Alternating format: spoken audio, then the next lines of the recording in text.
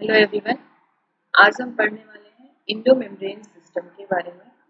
Endomembrane system क्या होता है, इसके कौन कौन से पार्ट होते हैं, मतलब कौन कौन से सेल ऑर्गेनल जो हैं इसके पार्ट होते हैं, ये सारी चीज़ें हम इस टॉपिक में कवर करने वाले हैं। इंडोमेम्ब्रेन सिस्टम जो होता है इसे हम गर्ल सिस्टम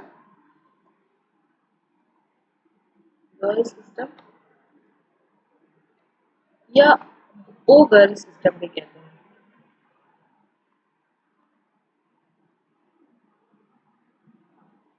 क्यों ऐसा है कि हम इसे गर्ल सिस्टम या ओ गर्ल सिस्टम कहते हैं, क्योंकि इसमें जो सेल ऑर्गेनल्स पाए जाते हैं वो है वैक्यूल्स,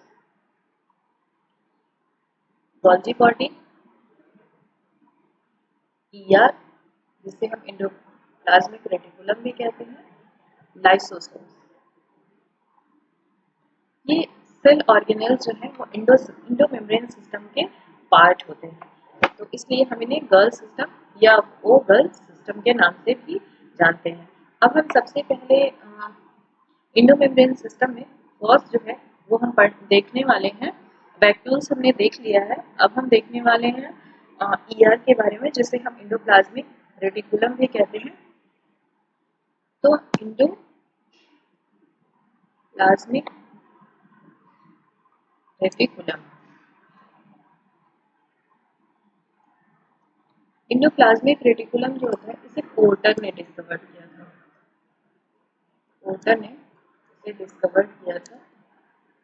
अराइज फ्रॉम, आप सभी को पता है, अगर हमने स्ट्रक्चर देखा है सेल का अच्छे से तो हमें पता है कि ये आउटर मेम्ब्रेन ऑफ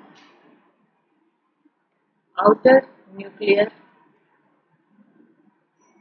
मेम्ब्रेन से ये अराइज होता है। आउटर न्यूक्लियर मेम्ब्रेन से ये अराइज होता है। ये जो है साइटोप्लाज्म में डिवाइड हो जाता है। इट डिवाइड्स इन साइटोप्लाज्म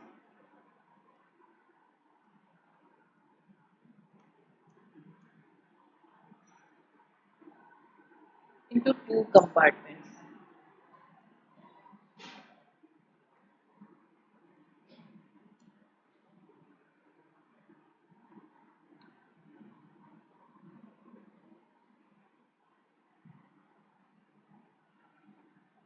जो कंपार्टमेंट्स होते हैं जिसमें ईआर डिवाइड होता है,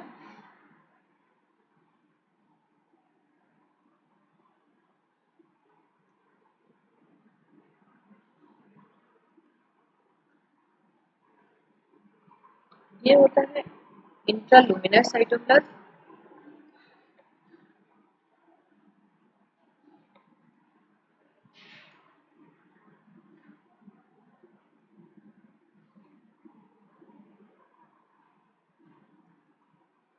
और है एक्स्ट्रालुमिनर साइटोप्लाज्म।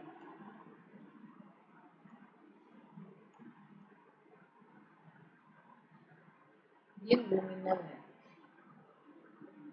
साइटोप्लाज्म, जिसे हम इनसाइड ईआर कहते हैं।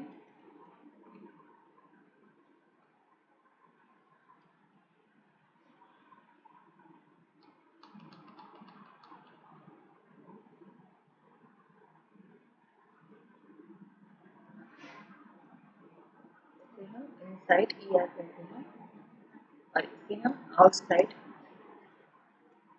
ईआर कहते हैं। तो इस तरीके से हमने ईआर देखा कि इंडोप्लाज्मिक रेटिकुलम क्या है।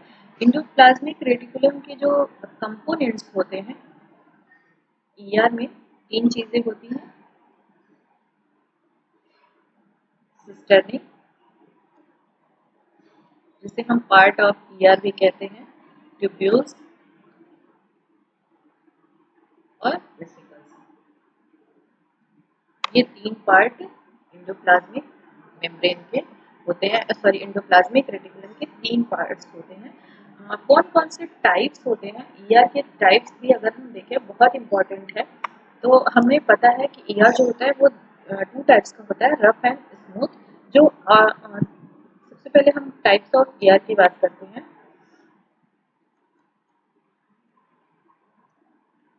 तो इसमें टू टाइप्स होता है, RER, जिसे हम रफ ER भी कहते हैं, यानी कि रफ एंडोप्लाज्मिक रेटिकुलम भी कहते हैं। ये ग्रैनुलर होता है। क्यों ये ग्रैनुलर होता है? क्योंकि यहाँ राइबोसोम्स प्रेजेंट होते हैं। प्रेजेंट राइबोसोम्स, राइबोसोम के प्रेजेंस की वजह से ही ये ग्रैनुलर होता है। ये एक बहुत इंपॉर्टेंट है, पूछता भी है क्वेश्चन कि RER जो है वो क्यों ग्रैनुलर होता है, तो उसका आंसर यही है क्योंकि उस पे राइबोसोम्स प्रेजेंट होते हैं। दूसरा है SER, इन दोनों के फंक्शंस भी अलग अलग है। दोनों ही ER है, दोनों ही एंडोप्लाज्मिक रेटिकुलम है, पर दोनों के फंक्शंस अलग अलग हैं। अब इसमें आता है ए ग्रैनुलर। ये ए ग्रैनुलर क्यों कहते हैं? क्योंकि यहाँ राइबोसोम्स एब्सेंट होता है। अब हम इन्हें देखेंगे कि इनका फंक्शन क्या है। ये जो है प्रोटीन सिंथेसिस में हेल्प करता है।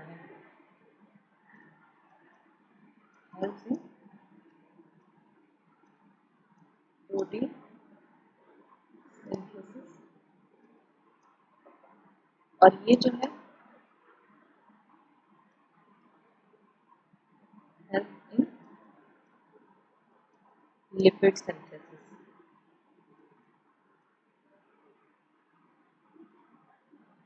ये लिपिड के सिंथेसिस में हेल्प करता है और ये प्रोटीन के सिंथेसिस में ये हेल्प करता है। तो इस तरीके से 2 टाइप्स के RER प्रेजेंट होते हैं किसी भी सेल ऑर्गेनेल्स के अंदर, किसी भी सेल के अंदर। अब हम बात करते हैं कि RER का मॉडिफिकेशंस क्या-क्या है, किस-किस फॉर्म में पाए जाते हैं। मिसल्स ग्रेन्यूल्स होते हैं।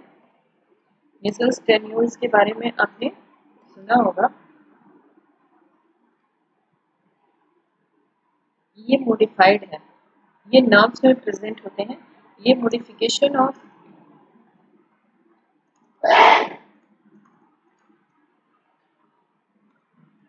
RER, रफ एंडोप्लाज्मिक रेटिकुलम का ये मॉडिफिकेशंस है जो कि नर्व्स में पाए जाते हैं इन नर्व्स। नेक्स्ट है, ये बहुत इंपॉर्टेंट क्वेश्चन है। नेक्स्ट जो है दूसरा है सार्कोप्लाज्मिक रेटिकुलम। सार्कोप्लाज्मिक,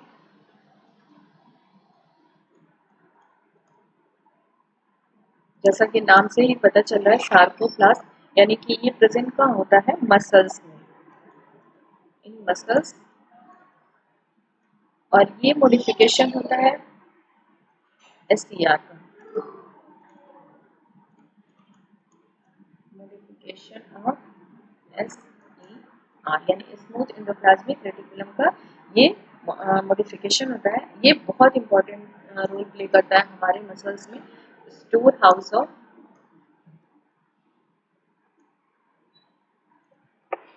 कैल्शियम है।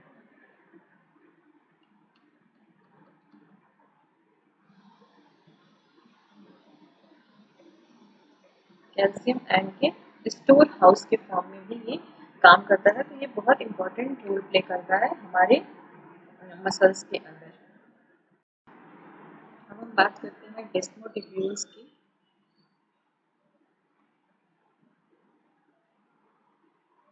डेस्मोटिब्यूल्स में मॉडिफिकेशन होता है जो कि सिर्फ प्लांट्स में प्रेजेंट होता है। इन प्लांट्स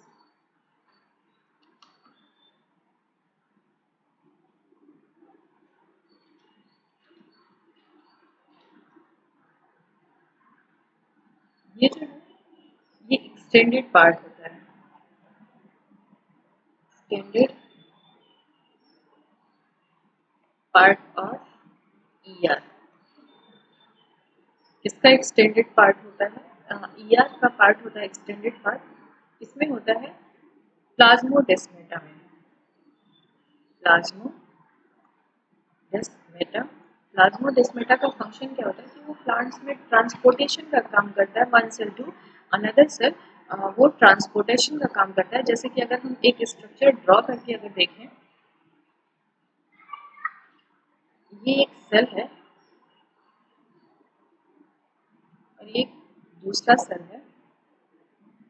इनके बीच में अगर किसी मटेरियल्स के ट्रांसपोर्टेशन को परफॉर्म करना हो तो उसके लिए जो ईआर है ये एक्सटेंड हो जाता है, कुछ इस तरीके का स्ट्रक्चर बनाता है।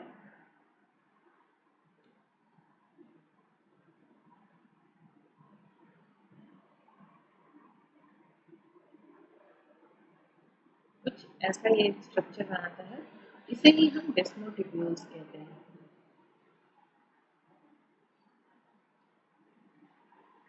जो कि ईआर का ये एक्सटेंडेड फंक्शन होता है। ये क्या करता है, हेल्प्स इन ट्रांसपोर्टेशन। ये ट्रांसपोर्टेशन में हेल्प करता है।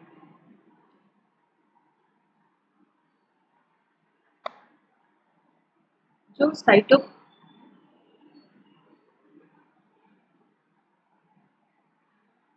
450 जो साइटोक्रोम मॉलिक्यूल्स होता है, साइटोक्रोम में 450 मॉलिक्यूल्स होता है, इसकी डिटॉक्सिफिकेशन भी यही प्रेजेंट होता है। Detoxification present in ER, present in ER में डिटॉक्सिफिकेशन भी होता है। अब हम बात करते हैं जो फंक्शन है, प्रॉपर जो फंक्शन है ईआर का, अगर हम उसकी बात करें तो सबसे पहला और इम्पोर्टेंट फंक्शन है कि यहाँ पे प्रोटीन सिंथेसिस होता है। प्रोटीन सिंथेसिस होता है। ये प्रोटीन का सिंथेसिस जो होता है वो आरईआर में होता है। क्यों? क्योंकि यहाँ राइबोसोम्स प्रेजेंट होते हैं। सेकंड जो है लिपिड सिंथेसिस होता है।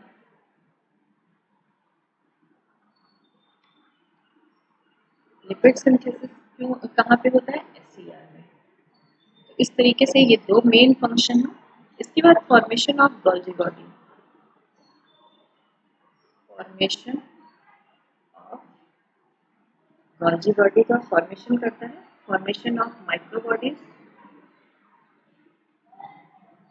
Formation of micro bodies. Micro bodies में आपको स्क्लियोसोम्स, ग्लाइऑक्सिसोम्स, पराक्सिसोम्स के बारे में बताया था। उनका फॉर्मेशन भी यही होता है, जो कि एक रोल प्ले करते हैं डिटॉक्सिफिकेशन का। यानी कि डिटॉक्सिफिकेशन का फंक्शन भी यही परफॉर्म किया जाता है। और इसमें कौन हेल्प करता है? ग्लाइऑक्सिसोम,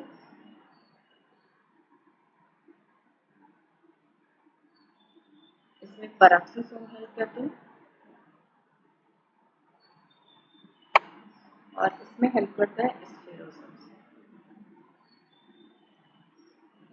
तो इस तरीके से हमने क्या देखा, ईआर को देखा और उसके फंक्शन को हमने देखा, और वो हमने समझने की कोशिश की। नेक्स्ट है गोल्जी बॉडी।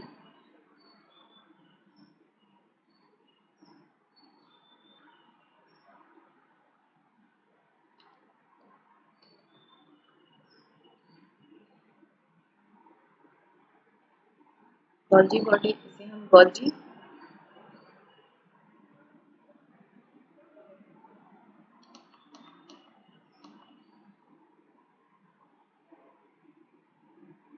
कॉम्प्लेक्स भी कहते हैं। इसे हम गोल्जी एपरेटस भी कहते हैं। बहुत सारे इसके नाम हैं। इसे हम डाल्टन्स बॉडी भी कहते हैं, बेकर्स बॉडी भी कहते हैं, डिक्टियोसोम भी कहते हैं। Dictyosome, Golgi apparatus,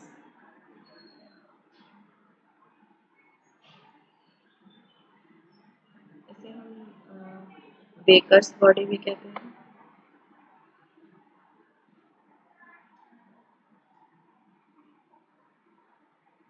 Dalton's body भी कहते हैं।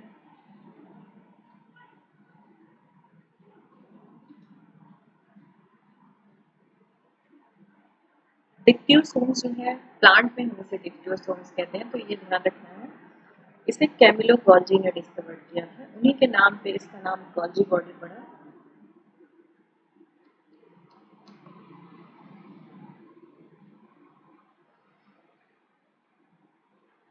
कैमिलो गॉल्जी ने इसे डिस्कवर किया था। कहाँ से इसकी डिस्कवरी हुई थी? From nerve cell. Nerve cell of owl और कैट। कैट या आउल के नर्व सेल से गॉल्जी बॉडी को डिस्कवर किया था कैमिलो गॉल्जी ने। इसे हम अलग अलग नामों से जानते हैं। इसे हम पुर्किंजे सेल्स भी कहते हैं। ठीक है, जो आपका नर्व सेल है। अब हम इसे इसका जो मेन फंक्शन क्या क्या है, अगर फंक्शन की बात की जाए, इसे ट्रैफिक पुलिस ऑफ सेल कहते हैं। ट्रैफिक पुलिस ऑफ सेल कहते हैं। पैकेजिंग मटेरियल इसका एक फंक्शन है। Packaging of materials.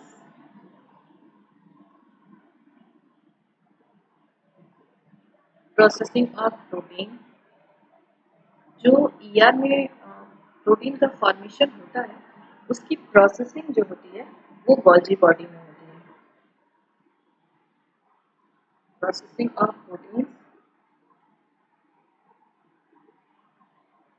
इसकी जो फेस है, फेस ऑफ गॉल्जी बॉडी, ये पोलैरिटी शो करती है। इसमें दो फेसेस होते हैं।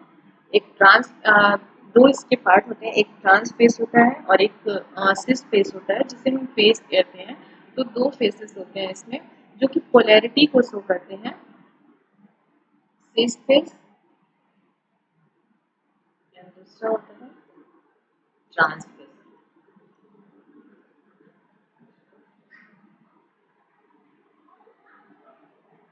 इसे हम कॉन्वेक्स फेस भी कहते हैं या फॉर्मिंग फेस भी कहते हैं। इसे हम कॉनकेव फेस भी कहते हैं, केव फेस भी कहते हैं या मैच्योरिंग फेस भी कहते हैं या डिजिटल फेस कहते हैं।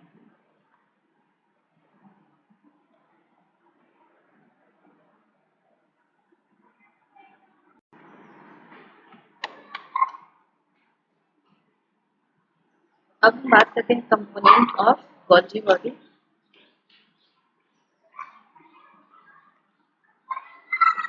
कंपोनेंट ऑफ गॉल्जी बॉडी, तो इसके भी तीन कंपोनेंट होते हैं, सिस्टर्नी, वेसिकल्स एंड वैक्यूल्स। ये तीन इसके पार्ट्स होते हैं। तीन इसके फेर जो कंपोनेंट्स होते हैं, ये तीन होते हैं। फंक्शन क्या है?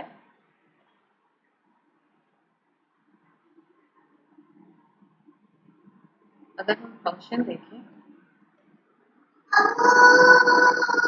Formation of lysosomes,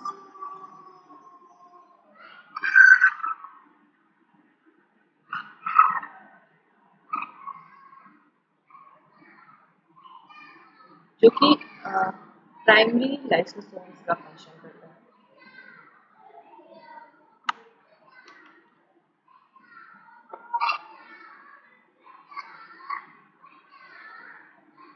primary lysosomes का ये फंक्शन करता है फॉर्मेशन ऑफ एक्टोसोम,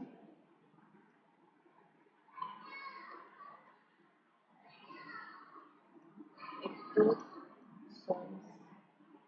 का फॉर्मेशन करता है, जो कि आपको पता है स्पर्म का पार्ट है।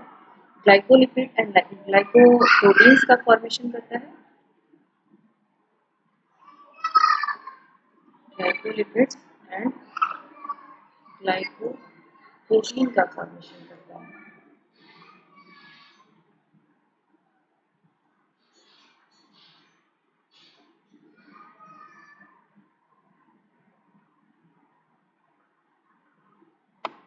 सेल वॉल फॉर्मेशन करता है,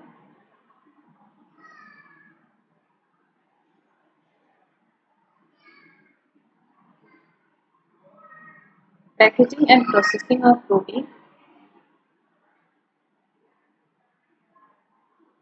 packaging and processing of protein,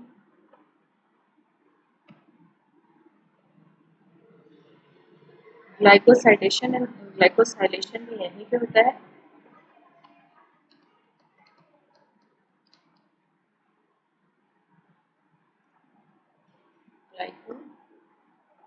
glycosylation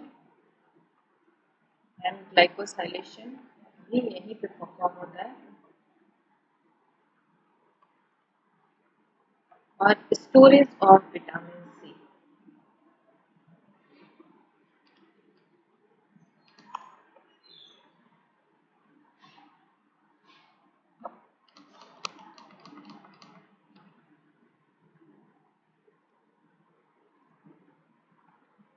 storage of vitamin C का स्टोरेज भी ग्लाइको आपकी गोल्जी बॉडी में ही कंप्लीट होता है। तो आज के लिए इतना ही। अब हम नेक्स्ट सेल ऑर्गेनेल जो है वो 2 लेक्चर में सेल चैप्टर जो है वो कवर हो जाएगा ऑलमोस्ट। मैं चाहती हूँ छोटी छोटी वीडियो रहे ताकि आप लोग देखें। तो आज के लिए